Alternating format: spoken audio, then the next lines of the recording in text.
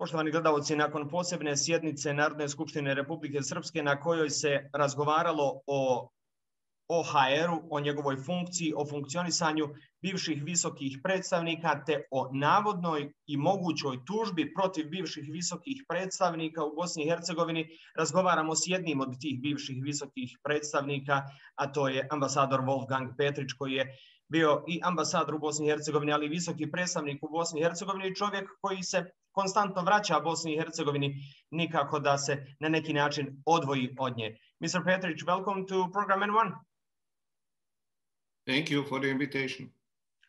Now, let's start to the head of this discussion at the National Assembly of Republika Srpska, where Mr. Dodik have said, and I will quote from this document which was prepared at the NSRS, which says, "The National Assembly of Republika Srpska instructs the government of Republika Srpska to form an international legal team with the aim of fulfilling lawsuits against high representatives who, in the violation of the Dayton Agreement and its Annex 10, violated international law by abusing their mandate."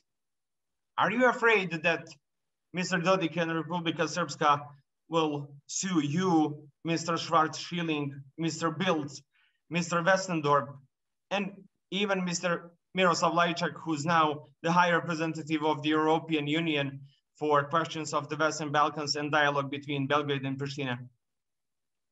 Well, it just tells you how ridiculous and bizarre, actually, this initiative is. And I must say, I would really appreciate if there is a serious intention behind it to invite international experts. They should invite the person who actually wrote the Dayton Accords. He's a lawyer. He lives in the United States. His name is Jim O'Brien.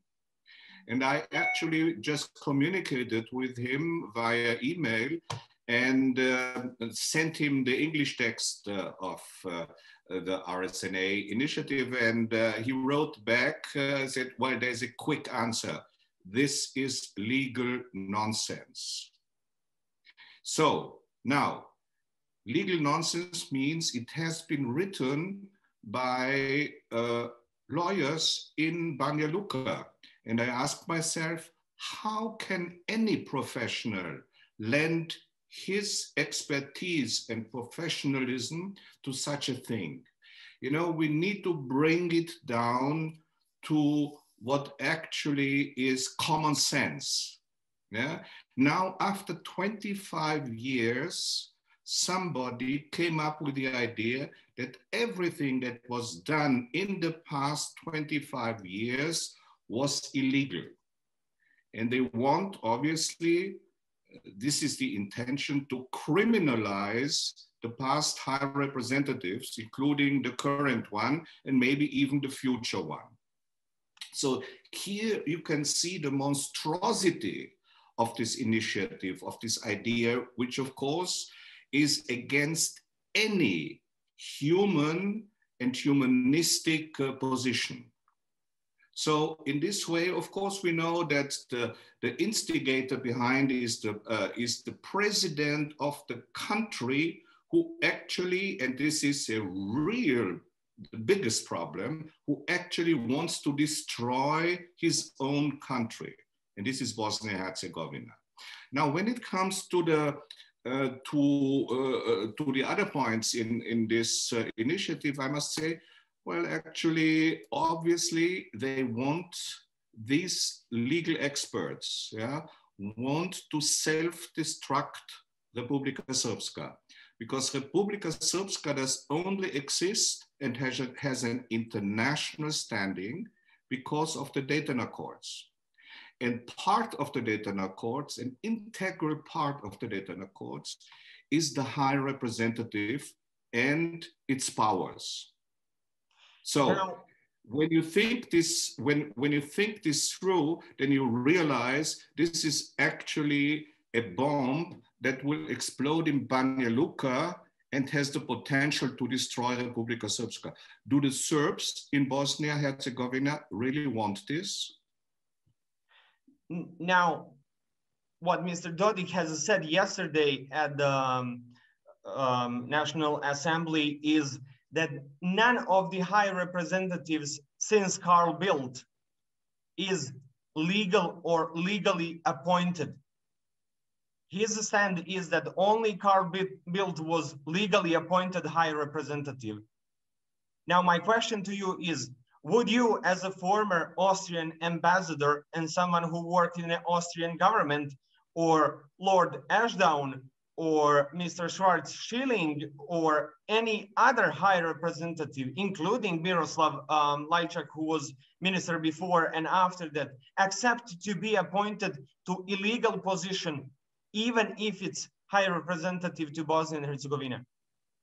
No, of course not. I mean, we went through a very fierce and a very correct procedure. We were proposed by the European Union, endorsed by the United States and the other peace implementation council members like Russia, and then endorsed by the UN Security Council, where Russia, China, the United States, the UK, and France have a veto right. So this is actually the strongest international endorsement that anybody can get. Therefore, to say now, after 25 years, this is all nothing, is of course absolutely wrong. And I remember when I was there, this is already 20 years ago now, I had actually a very good cooperation with Mr. Dodik. So if he believed at the time that I was illegal, why did he cooperate with me? So, I mean, these are some of the basic questions. I don't want to go into the details. I mean, this is really a charade. This is really one of these Dodikisms, so to speak, you know, that Mr. Dodik produces time and again and never follows through. Just think of the Srebrenica Commission, just think of the secession issue now against the high representatives. I mean, this is all not serious. And I'm actually quite concerned about Bosnia and its citizens, particularly the Serb citizens of Bosnia and Herzegovina, who have such a leadership. Yeah, UK ambassador to Bosnia and Herzegovina, Matthew Field, has said that on his Twitter account, that in time of health crisis and economic troubles, NSRS has decided to focus on divisions, provocations, and areas which are not in its purview, instead of on needs of citizens. And he says, I quote, "Those unsubstantiated attacks on a legal framework and integrity of this country are just increasing need for OHR." Can we move forward if we have situations like this, when we are provoking international community to keep the HR here? Well, I tell you one thing, I have for many years now advocated what we actually worked on when it came to the streamlining of the international community, which under my direction was done back in 2002, and the decision was to close down OHR in 2006. We know that it did not work out. Now, in the meantime, the situation has become worse. The division in the Peace Implementation Council is enormous. Since many years now, Russia is opposing the European perspective of Bosnia. So why do you give a platform to Moscow to continue to attack Bosnia's European future? So this is at the core for me of the existence of OHR. And I know that Moscow and also Mr. Dodik they are in favor of abolishing the OHR.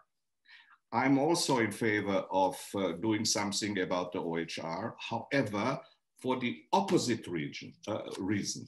Because unless OHR is a thing of the past, Bosnia has no European future.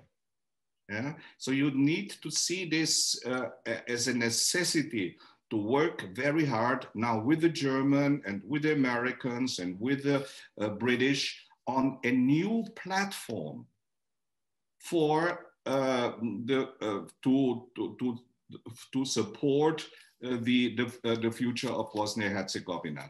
OHR is not the one that really can deliver. For now, 10, 12, 15 years, actually, Bosnia-Herzegovina has not received anything positive impulses from OHR. It came from the European Union, positive ones, negative ones from Russia. So therefore, we need to really now work on a total reform of the international presence in Bosnia-Herzegovina. And at the core of this new reformed presence needs to be the European Union. And we need to keep the United States inside, we need to keep the UK inside, and all the others from the Peace Implementation Council who would like to contribute in a positive way to the development of Bosnia-Herzegovina. And definitely Russia at this point in time is not a partner. We need to see this very clearly, and we should not give them the opportunity to invite Mr. Dodik to the UN Security Council and then attack the High Representative, attack the international community, attack Paddy Ashton, who unfortunately has already died and cannot say anything against these really cruel attacks. Personally, I mean, this is really something which we must not accept from any human being, including Mr. Dodik. Let me ask you this. We are speaking here in Bosnia and Herzegovina about Mr. Schmidt, who could be the new HR, but also on the side of the United States, we have a Tony Blinken, who knows Bosnia and Herzegovina very well from his Dayton time, and also now one of the people who's in State Department responsible for Europe and Eurasia is Molly Montgomery, who was serving in embassy of United States here in Sarajevo.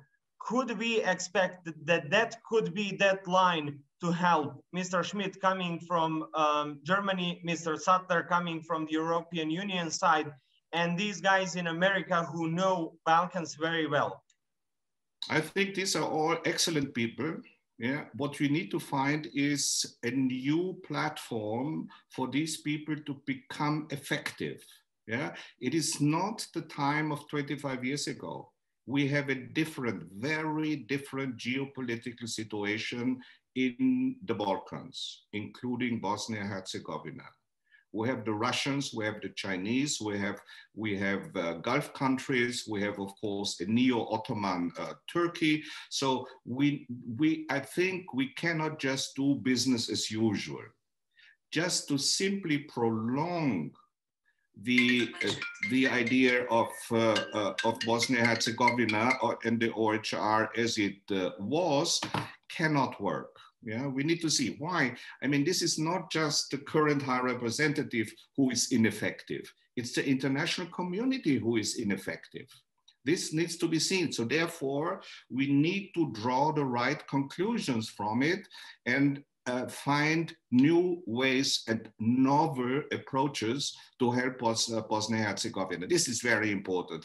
And there, the Europeans need to play the central role. We need to put responsibility on first place the European Union, and we need, on the other hand, put responsibility on the local politics. And there I must say this is a problem, because now the nationalistic politicians over the past 25 years have demonstrated that they cannot, I reiterate it, that they cannot find a better solution for Bosnia and Herzegovina. They have maybe worked for their own jab, but they are not working for the people of Bosnia and Herzegovina. This is the most decisive one. So it is not about ethnicity. Yeah? It is not about a military conflict, in my opinion, which could arise. It is really about the deep, high-level corruption in the country. This is the main problem. And this is also the reason why Mr. Dodik, Mr. Čović, whatever the names are, and there are only a few, but they have a huge impact, because there are many good politicians in Bosnia and Herzegovina. But these people, these top people, unfortunately, are for the status quo because they want to preserve their power and their money. That's the problem, and we need to focus on this much more than we did in the past. And so therefore the European Union, which gives the European perspective to Bosnia, which is the only way into the future, is the European Union. We need to fully support the mandate of the European Union there, and get also, if Mr. Schmidt hopefully will become the next High Representative, he needs to be the one who transfers all the necessary support to the European Union, and he needs to include the Americans, the British, and whoever would like to positively influence a better way forward for Bosnia and Herzegovina. Mr. Petritsch, thank you so very much for this interview and for your view from the position of the former High Representative. Thank you. Hvala. Poštovani gledalci, bio ovo razgovor sa bivšim visokim predstavnikom Wolfgangom Petritschem o zaključcima Narodne Skupštine Republike Srpske, ali o tome šta on misli da međunarodna zajednica treba uraditi kada je u pitanju Bosna i Hercegovina.